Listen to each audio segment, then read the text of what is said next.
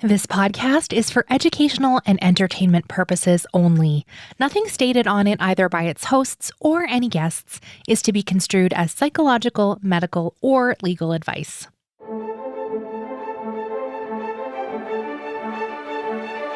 You are listening to Adoptees On, the podcast where adoptees discuss the adoption experience.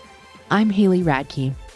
Today's guest is Dr. Sara Docan-Morgan, professor of communication studies and author of the brand new book, In Reunion, Transnational Korean Adoptees and the Communication of Family. Sara shares some of her personal story with us, and then we dig into her qualitative research from multiple Korean adoptees who have been in a relationship with their biological families for over a decade. There's a treasure trove of reunion wisdom in this episode, including a new term that so perfectly encapsulates the weight adoptees carry through the search and reunion experience. Before we get started, I just want to say, I know I'm sick. My voice is sick right here, but it's not in the interview. So if this is bugging you, it's going to go away almost immediately. And I want to invite you to join our Patreon adoptee community today over on adopteeson.com/community, which helps support you and also the show to support more adoptees around the world. We wrap up with some recommended resources. And as always, links to everything we'll be talking about today are on the website, adopteeson.com. Let's listen in. I'm so pleased to welcome to Adoptees On, Dr. Sara Docan-Morgan. Welcome, Sara. Thank you, Haley. Thanks for having me. I'm so excited to get to talk to you today. And I would love it if you would start by sharing some of your story with us. Sure. I am a transnational Korean adoptee. I was adopted at 4 months old from Korea and raised in North and South Dakota by my white adoptive parents and 2 older sisters who are 6 and 10 years older than I am and not adopted.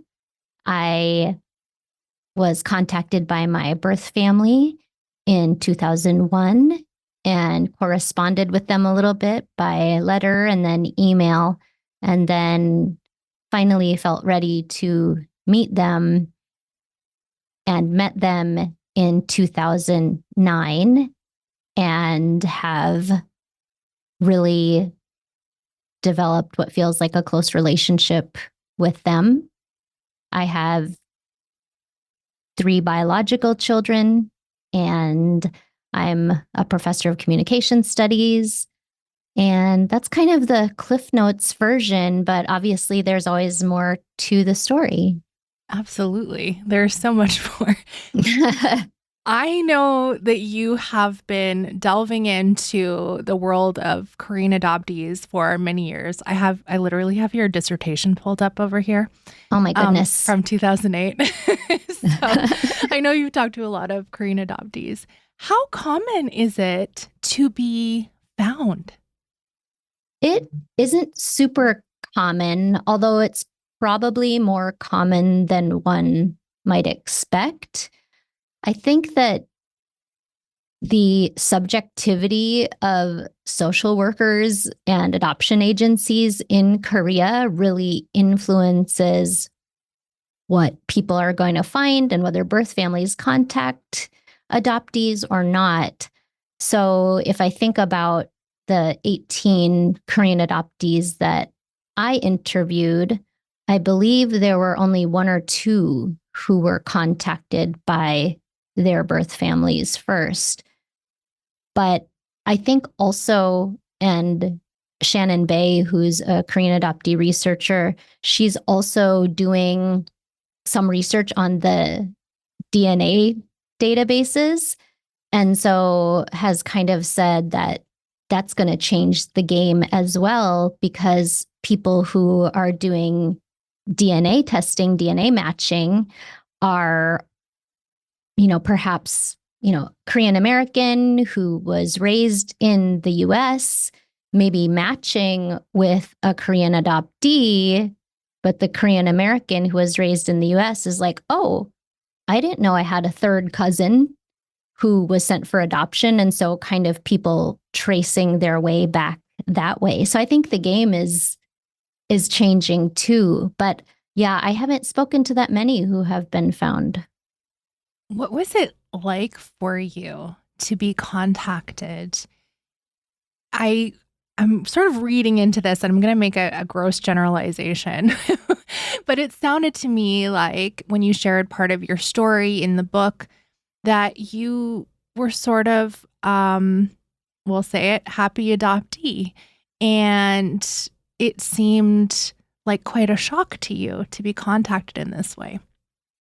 Yes, definitely shocking. Definitely bewildering. That's the word I keep using to describe it because it's almost like the way that I viewed the world was kind of turned on its head. You know, my family, my adoptive family, just kind of made it seem very simple. Like you were found on the doorstep of the police station. It says birth parents unknown on your records. So there's going to be no way to find them. And of course, this was all pre-internet. And so I just took that at face value.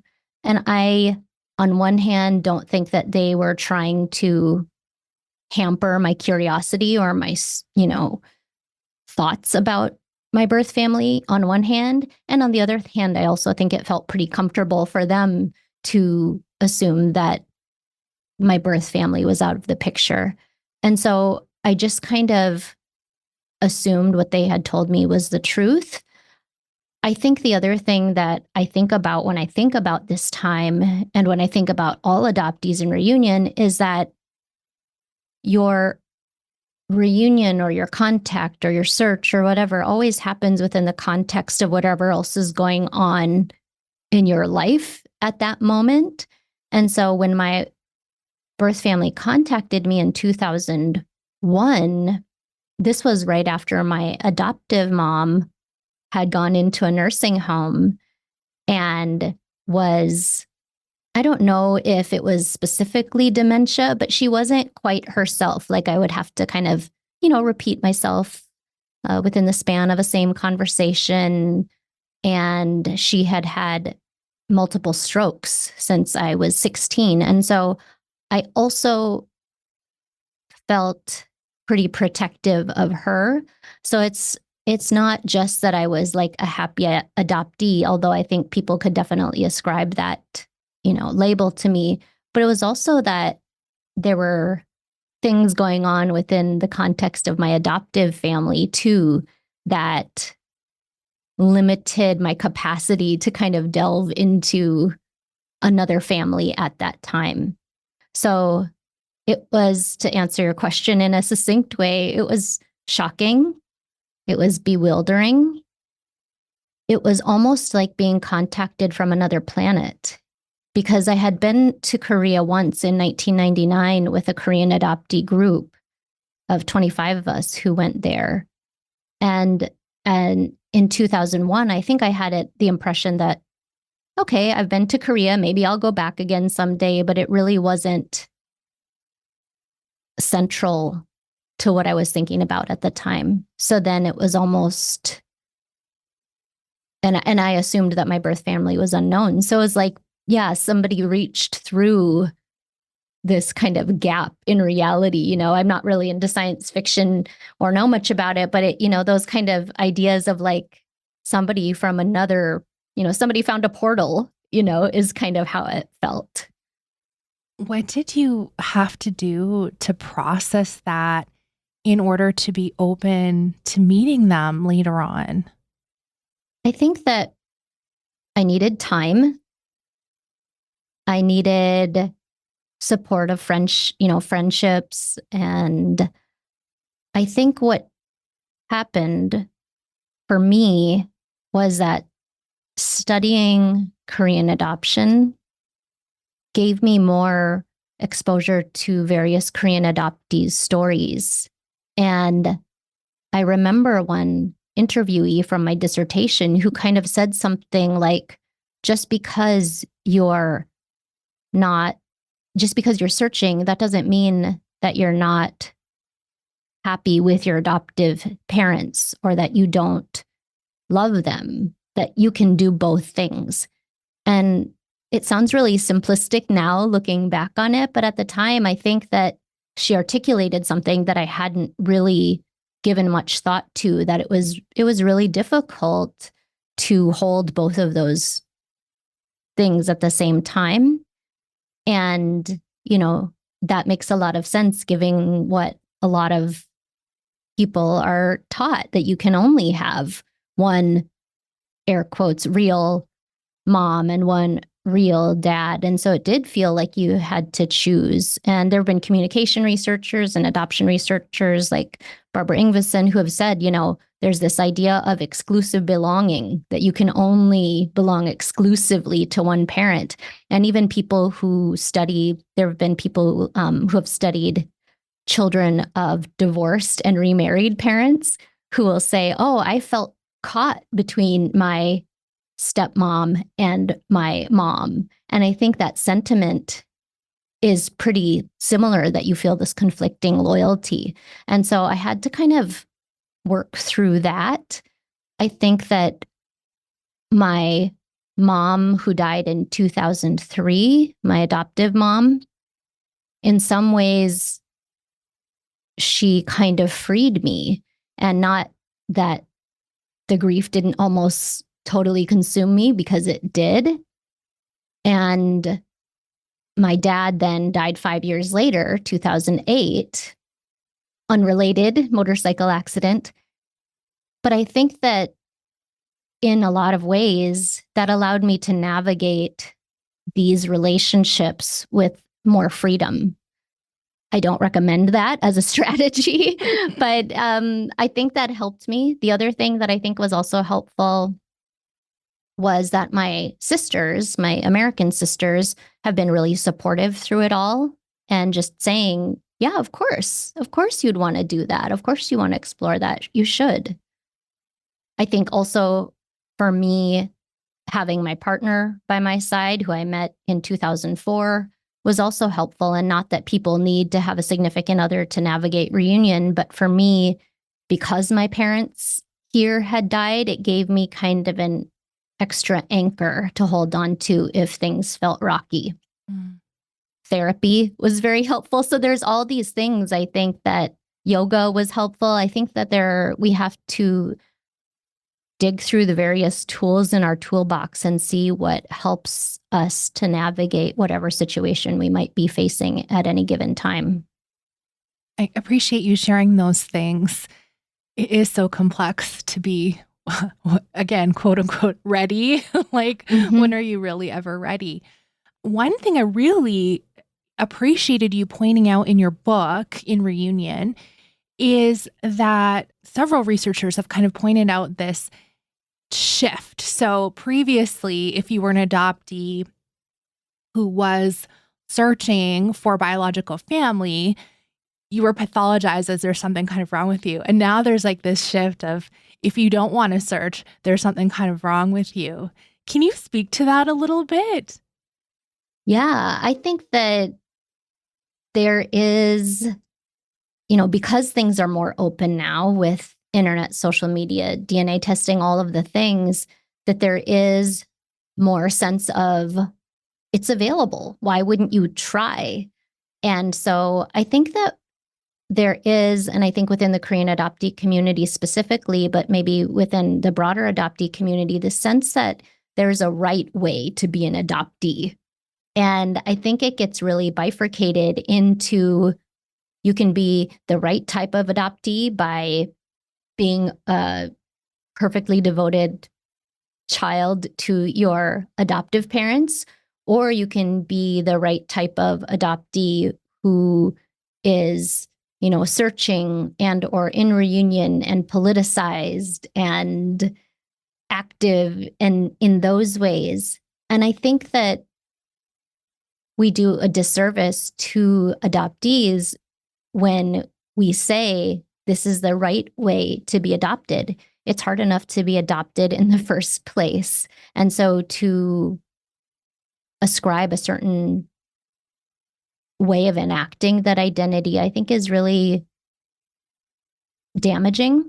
I also think that adoptee identity, and others have said this and it's nothing new, but is something that's really fluid. And so maybe you don't want to search at, 18 years old, but maybe you do want to search when you're 40. And, given various things that happen in one's life, such as death of a parent or having one's children or things like that, can mark those changes. But I think that we need to honor the fluidity of people's trajectory and to be okay with it being nonlinear and cyclical at times. I really appreciate your candor in sharing parts of your story in the book. And I'm curious if you felt this need to be a little more open because of how candid your interviewees were with you, and or there's I know this push-pull, right? If it's in academia, like to add your personal story into something that can be used as an academic text, I think is kind of frowned upon. Even though the other thing I'll just mention, sort of an offhanded thing, but disclosure statements in research papers that are often put out, like we see adoptees disclosing their adoptee status, and then oftentimes adoptive parents are not disclosing that they're adoptive parents. So anyway, that's kind of like a mishmash, but can you talk about weaving your story in and like what that was like for you, how that felt personally? Did you want to do it?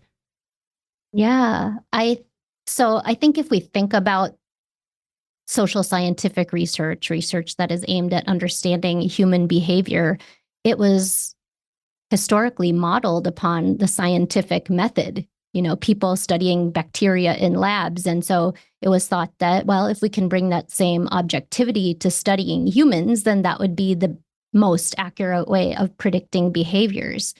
And certainly a lot of great research and generalizable research has come out of that. And at the same time, people who were, I was just talking to my best friend about this morning, that people who, developed that model were not from marginalized identities, right? So sort of like historically white and male. And so, well, what comes along with that? Probably a disinclination toward vulnerability and, public sharing of struggles. So I think that there is becoming a shift where people are saying, if you're studying people, there's no way to be objective. And I once heard a researcher say, all research is semi-autobiographical. So if you study fish in a lake, that's semi-autobiographical. That's going to somehow connect to your personal story. Now, do biologists need to put disclosure statements in their research? Not necessarily. But for me, when I was thinking about the book, I was thinking a lot about what type of books do I like to read and what will be resonant to people reading this book. And I love memoir. And I've always liked essay-based writing. And I remember in my master's degree being told, you use some creative and descriptive language in your writing, but we don't do that. And so, you're very explicitly taught to not do that as a social scientist. But I think that I've seen over time more and more of the research that is social scientific or interpretivist go in that direction. And certainly the type of research that I enjoy reading has that component oftentimes. And if it doesn't, sometimes I go looking for it. So if it's a book, I will read the acknowledgments first, because that gives you a little window into how the author is coming at this topic. With regard to that experience of actually writing it and sharing it, in some ways it was great because it allowed me to, or forced me to sit and process things about my reunion and my family. in other ways, it has been hard. I think that it's been hard in the sense that I just kind of had to pause once in a while. And, maybe I would cry for a few minutes and then get back to it. Or maybe I would work on something that was a little less emotional at times. And then the fact that the book is out in the world and that it has my story in it, when I've been doing interviews or talks, then my story inevitably becomes a part of the conversation, which I knew would happen, but is also, I feel a little bit like I'm walking around with an open wound right now because of the book coming out. And so that's kind of scary. And it's kind of made me feel vulnerable in a way that I don't know that I anticipated, I think. It's all a process, and nothing's ever closed or finished when it comes to adoption and emotion and family. Yes, and I imagine you have a newfound respect for the people you interviewed who really Oh my goodness. went there. Yes, for sure. And yeah, being interviewed for podcasts, certainly I found that actually I feel more nervous for a podcast than I do a public talk, because I feel, in the hot seat in a different way. And I appreciate it so much because it gives me the opportunity to articulate some things about the book and my perspectives. And at the same time, it does force you to think about things that, you might not have the time or space to do when you're grading papers or planning class or picking your kids up or whatever it might be. So in some ways it's wonderful. And then in some ways it's like, whew, here we go again. It's the unspoken emotional labor. And okay, we're going to get to that. We're going to get to it really soon. You have this really great thing you talk about in your book. I don't want to spoil it yet. Before we go there, I was wondering if you could talk about, I'm sure when talking about bringing about painful things, I'm sure you've reflected on this a lot. And in your research, sort of coming into consciousness of really what adoption has meant to you and how it has impacted you, if you can share a little bit about that. And also intertwined, I know you wanted to talk about your mom. And so she was diagnosed with MS when you were 12. Is that right? Yes. And, I'm really sorry for her loss, an early passing. And how has that impacted your adoptee journey, as seeing a mom, losing a mom sooner than you should have, and your first mom, just like all adoptees, losing your mom when you're, very young? Yeah. Well, I think that in some ways that my mom getting diagnosed with MS when I was 12, then she had a stroke that paralyzed her completely on the left side when I was 16, which brought me into becoming a caretaker when I was a sophomore in high school. And so things like helping her get into the shower or helping her do her daily injections for her medicine, or making sure that I was home so that I could help with dinner, those things became really normalized when I was really young. And I think that in some ways it made me mature quickly. I think that in some ways it was beneficial in the sense that I realized very early on that people you love can die really at any moment, because we were just sitting at the dinner table when all of a sudden she kind of like put her hand to her forehead and was like, my left side feels numb. And then she got up to stand and she couldn't really stand. And so she put her arm around my shoulder and I walked her to the couch, and she was laughing. Actually, she was just like, oh my gosh, what's wrong with me? And then it just kind of became progressively more serious as the days and weeks went on. But I think that in a way it was a gift, because I don't take people for granted in the way that I might have had she been healthy my entire life. So I think it made me grow up faster. And I think it also gave me that gift. And at the same time, there wasn't really ever space for me to, or at least I never felt space to do regular teenage things like explore who I wanted to be that was separate from them, or to express my independence and rebel, or, any of those normal developmental things. And so I think that did keep me in, what Susan Branco and Jae-Ran Kim and other colleagues have said, the status quo perspective of adoption. I think that the more I studied and read about adoption in graduate school, and also studied and read about race, those two things kind of coalesced.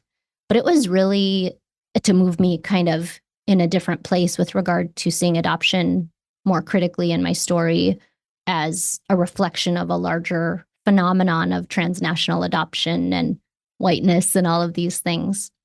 But that was painful for me. And I don't know, I think it really taught me the importance of being able to hold multiple truths, right? This idea that my adoptive family loved me and I loved them, and it's genuine and it's ongoing, and it shaped me in many ways. And I also think that, adoptees don't like the word lucky, but despite everything, I feel lucky that I always knew that I was loved, and that my family really emphasized that they wanted me, and that my sisters, no matter what stage of life I've been in, have always been on my team. And so I think that shift from that kind of status quo to a more conscious state when it comes to the stakes of adoption was slow because of my mom's illness, but also, I think it is challenging. I think when people say coming out of the fog, it sounds lovely, but I think it's difficult. I think it's difficult because you have to challenge everything that you've thought before about what it means to be adopted and how you came to be in your family. Did that answer your question? Absolutely. Okay. Beautifully. It is this world shifting event, and I find it so fascinating for a lot of my listeners, if they're new here and they'll listen to an episode and they'll be like, wait, I kind of relate to that, but also like, what? And they'll start listening to a bunch of episodes. And so they kind of come into consciousness very quickly, because once you see the problems in adoption, I mean, you can't unsee it. You can't, there's no going back.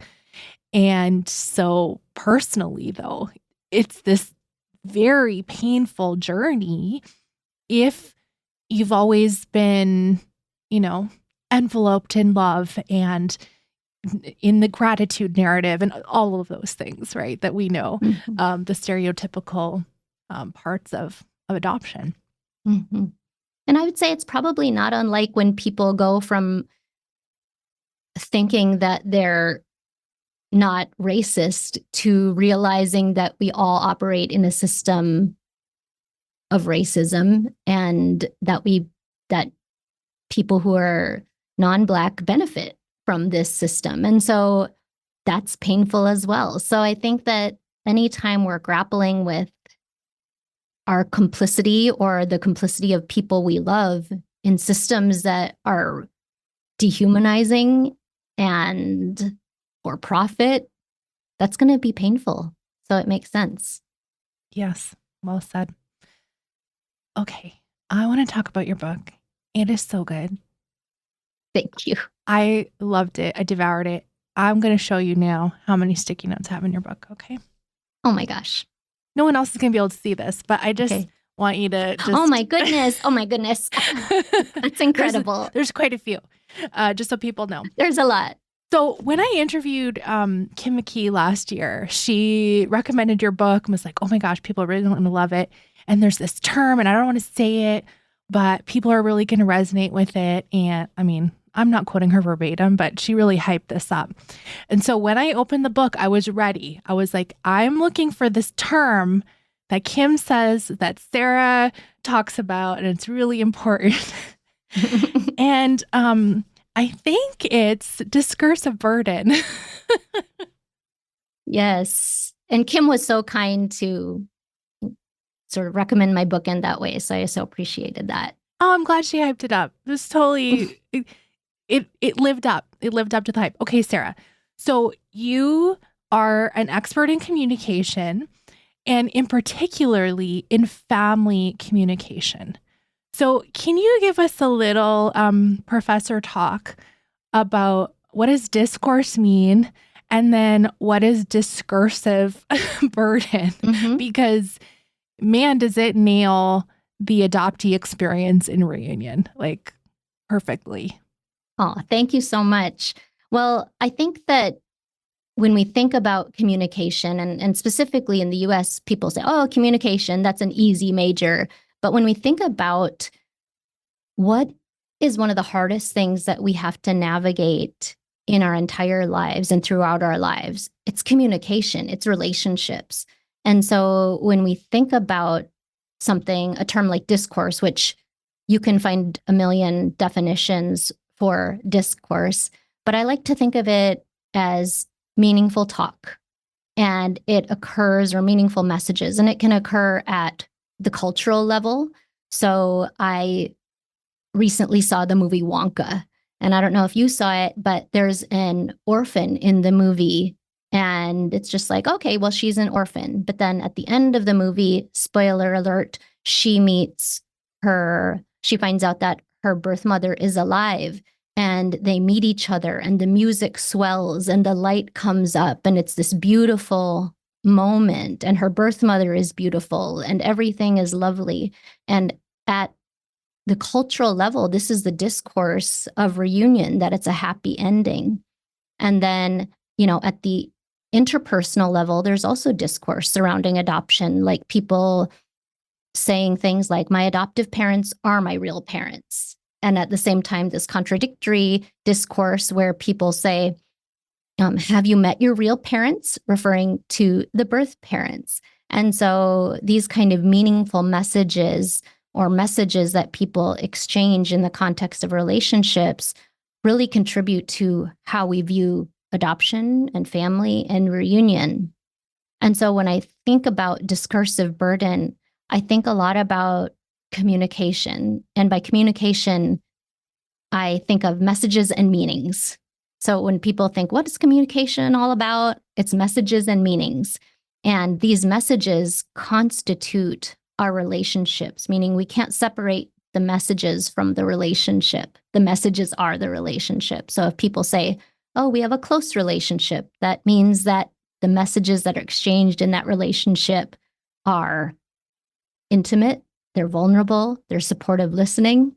Or if people say, I don't have a relationship with my mother, usually that means they don't communicate with one another, or they don't communicate meaningfully.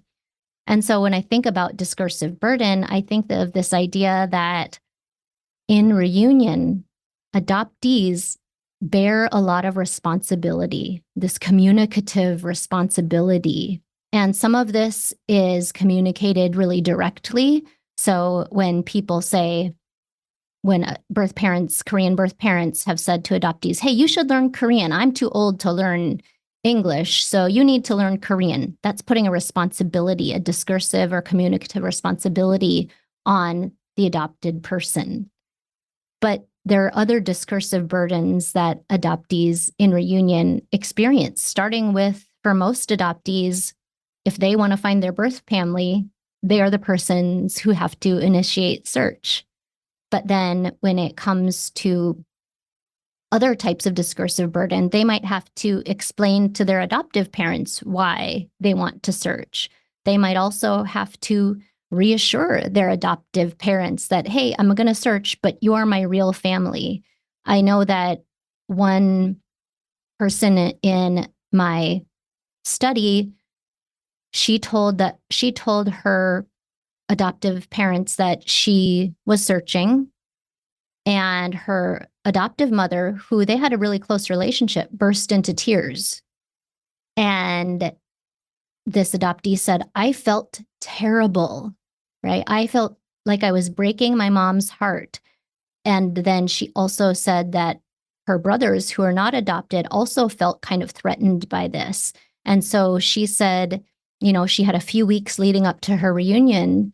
And she said that she really felt like during that time, she had to reassure all the members of her adoptive family that she wasn't going to leave them, that she wasn't replacing them, that she felt thankful to be in the family, and she wrote handwritten notes, she wrote blogs, she communicated it verbally. And that's a lot to put on somebody who should be thinking, who, in my opinion, should have the space to prepare for this event, this reunion that is not focused on her adoptive family. And, she said they didn't want that from her.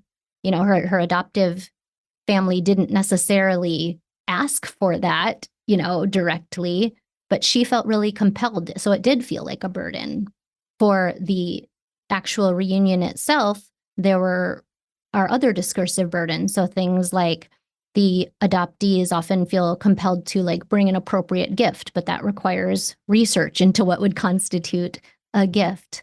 Other things like birth families often feel guilty. So adoptees often feel compelled to express forgiveness for the birth family, to tell the birth family that they had a positive and happy life.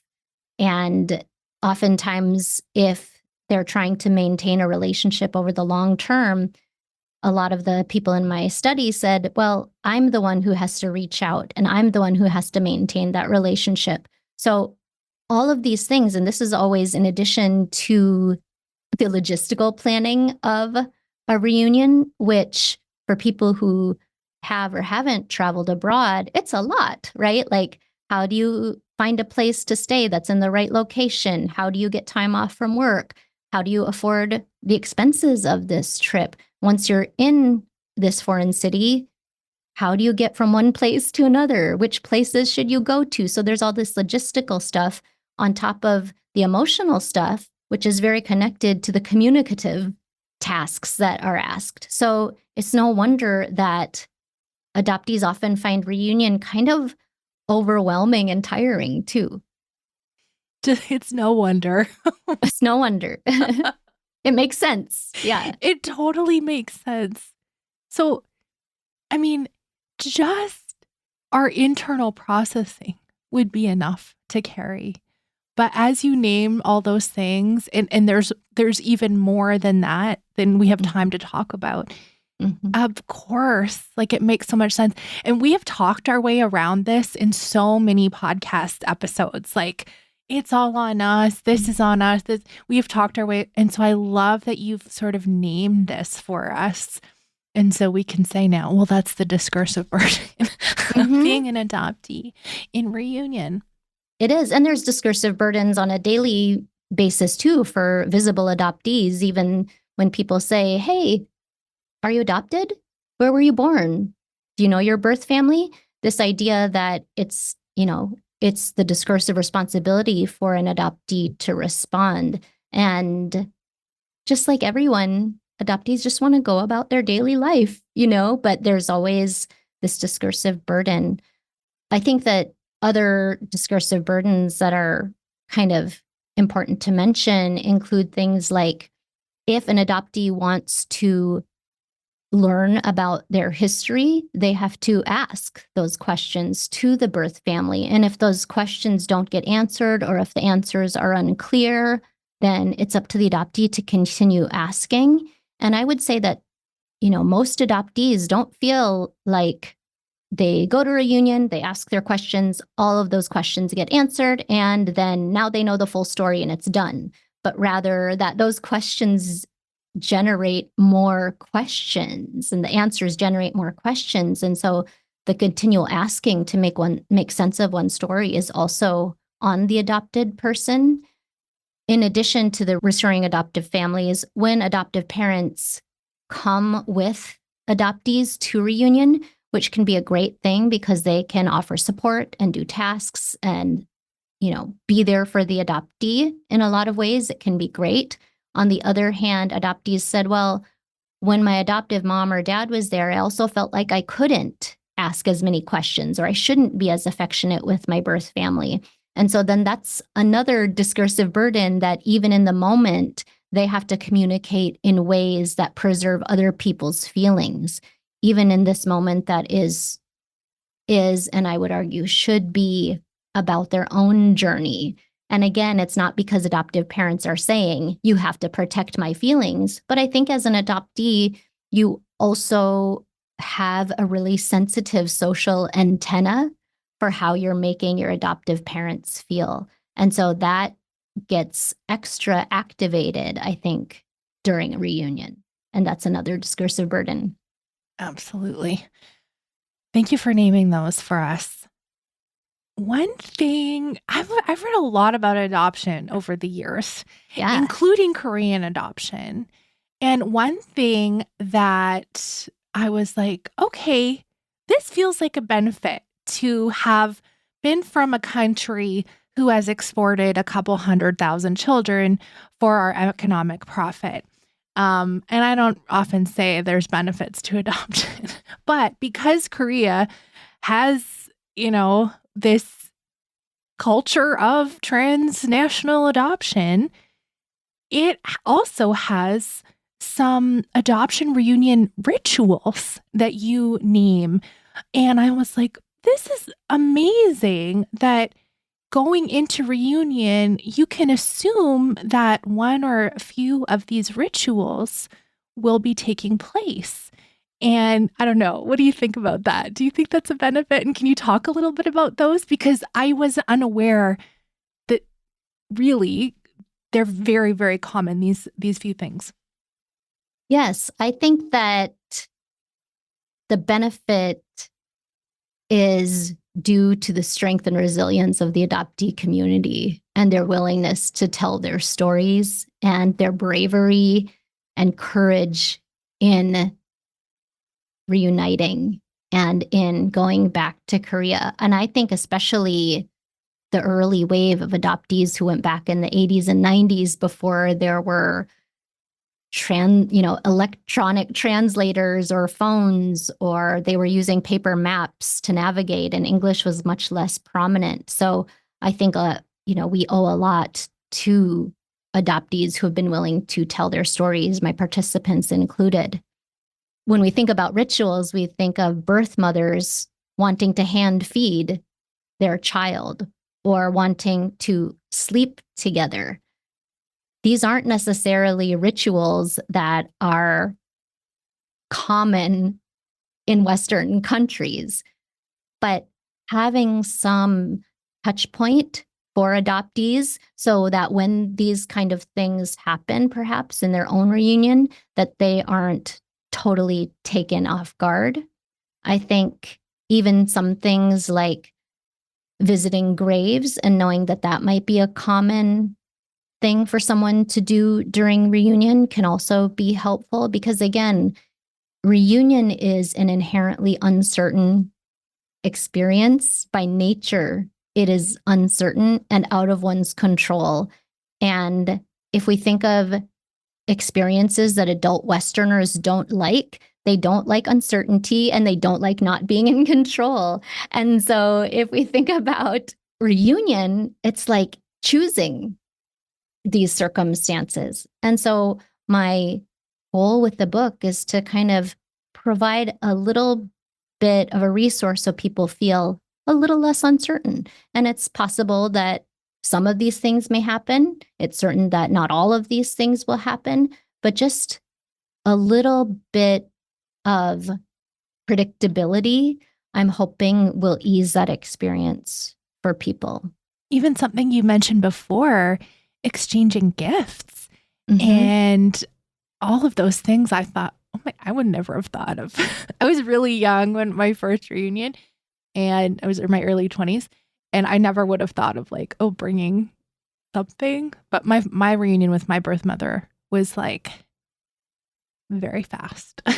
I mean, we met, I think, within a day or two of an email connection. So fast. Yeah, so fast. So, yes, I absolutely want to recommend people pick this book up. So, for Korean adoptees in particular, it will be so valuable and helpful. You have stories from your participants of positive and challenging situations they faced in reunion, and I love that you have interviewed these folks. All these folks have been in a relationship with their Korean families for at least 10 years or more.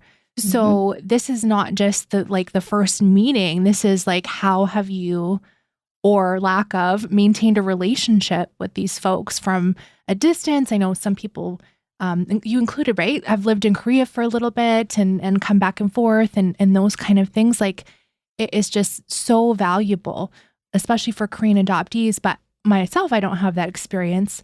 I thought you really beautifully laid out so many different things to watch for in reunion. Even this little note I have, you wrote, before the reunion, I had told myself to avoid having unrealistic expectations of my birth family, but I hadn't considered my expectations of myself. Just those things when you're going into the meeting, like the first meeting, and like you're picturing everybody else, but you don't think about, oh my gosh, what is my face going to look like? Am I going to cry? What's the, all of those pieces. Definitely. And there were several people who said, I thought I was going to cry, but I didn't cry. And I think that really speaks to that cultural discourse of reunion that, oh, it's supposed to be this heartfelt, emotional meeting. And then when people don't experience that emotion themselves, then they feel like maybe something is wrong with me or something's wrong with the reunion.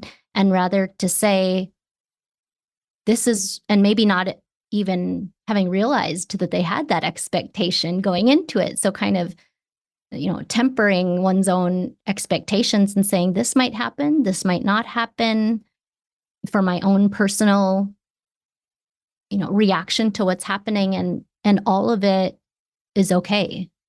All of it's okay. You have a whole chapter on your concluding recommendations for transnational adoptees. And you have like multiple pieces of advice. And I think it's all so, so helpful. I really think, I took away a lot from those things too. I really think it'll be super helpful for folks. And I mentioned before, it's academic, but it absolutely doesn't read that way. It is such an easy read. And I took a ton of notes. And I thought, God, this is one of those books where, like, I wish I had that when I was going in. I wish my eyes could be open. And so I'm so glad that and this is like so many years of work, Sarah. Oh my gosh. Yeah. When did you start your interviews? 2010? 2010, yeah. I started them when my twins were about 5 months old. And so now they're 13 and a half. So a long time. But, I am just so thankful that people wanted to be interviewed again 10 years later. And I had written a number of academic articles based on those initial interviews. But when I wrote the book, I took an intentional turn away from, not entirely away, but to some extent, writing for an academic audience, because I really want this book. I wrote it for Korean adoptees.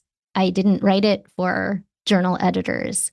And so I want it to be useful and helpful. And even if somebody has chosen not to reunite or chosen to reunite and then not continue that relationship, to give them insight onto the complexity of family. And I think that that's part of the message of the book too, is that, yes, it's about reunion, but also family is a complicated thing for us to define, and that we have some agency in how we define it and enact it. I love that. I have, you wrote a chapter in a book a couple years ago that was called Transnational Korean Adoptees and the Discursive Burden of Establishing Individual and Family Identity. And so now to have it really fleshed out, and you explained it so well, I appreciate you doing that on the show for folks. But in reunion, Transnational Korean Adoptees and the Communication of Family. Oh my gosh, Sarah, what a treasure. Love it. I know folks will pick it up. So excited for them to have it in their hands. What did you want to recommend to us today? As you know, I had a really hard time recommending. I had a hard time not because there weren't things that I wanted to recommend, but because I was having difficulty narrowing it down. So the first piece I'd like to recommend is the movie Resilience. And this was directed by Tammy Chu, a Korean adoptee filmmaker. It follows the story of Brent Beasley, who is a Korean adoptee in his 30s, who was raised in South Dakota, as he reunites with his birth mother and some extended family in Korea. And what I like about Resilience, and also the other resource that I'm going to recommend, is that it really speaks to the politics of Korean adoption, Korean transnational adoption. Resilience does, because it tells really intimately the story of Brent's birth mother, Myungja, and the circumstances that led to her losing him and the pain that she has experienced. So it really humanizes her. It also really beautifully and kind of painfully evidences their disconnect, that she just wants to love him and take care of him and be a mother to him. And he articulates things like, we're basically strangers to each other. And he feels bad because he knows how much she wants to mother him, but he doesn't know how to let her do that. And in addition, as the film goes on, it also kind of shows that Brent is also juggling fatherhood in the US and a marriage relationship that is unstable and aging parents. And so really kind of displaying the fact that, you know, our life context really influences how engaged we can be in our reunion relationship. So it's a really beautiful film. It's a sad film. It's a profound film. I wish it were more widely accessible, but if people have access to Canopy through their public library or their school or university library, they should be able to request it and be able to watch it. Amazing. Thank you. I know you have one other thing that we can get for sure. Okay. Yes. I also want to recommend All You Can Ever Know by Nicole Chung. And I'm sure a lot of your listeners have read it.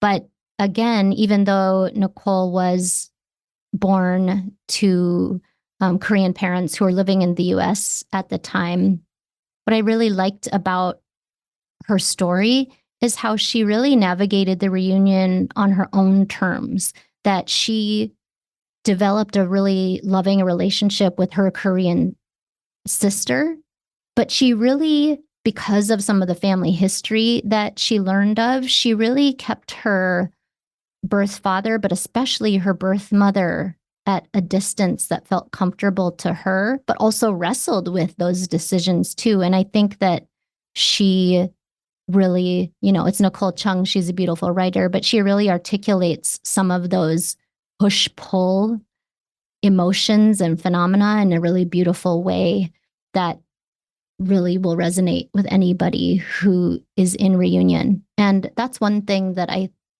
think is important to note, is that a lot of the people in my study found that their most meaningful connection and relationship was with a birth sibling and not necessarily a birth parent. And so when we think about birth family reunion, oftentimes people focus on the birth mother the most, the birth father maybe secondarily, but it's really seems like the siblings who are able to identify with adoptees more and maintain relationships and give insight into the family history that maybe the birth parents are unable or unwilling to do. And that's certainly the case for Nicole as well.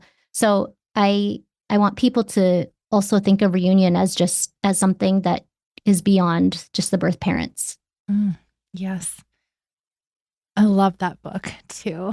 Great recommendation. Thank you so much, Sara, for sharing with us, teaching us a whole bunch today. I really appreciate it. Where can people grab in Reunion and follow you online? They can order from Temple University Press or wherever they buy their books. They can follow me online at in.reunion on Instagram. And that's where I usually post events and other things. I'm not a super active social media person, but I will try to keep that updated. And thank you so much for having me and for the work that you do with facilitating all of these meaningful conversations. It's really a gift to everybody and speaks to your ability to ask good questions. So thank you. Thank you so much. Friend, thank you so much for listening. Let's talk again soon.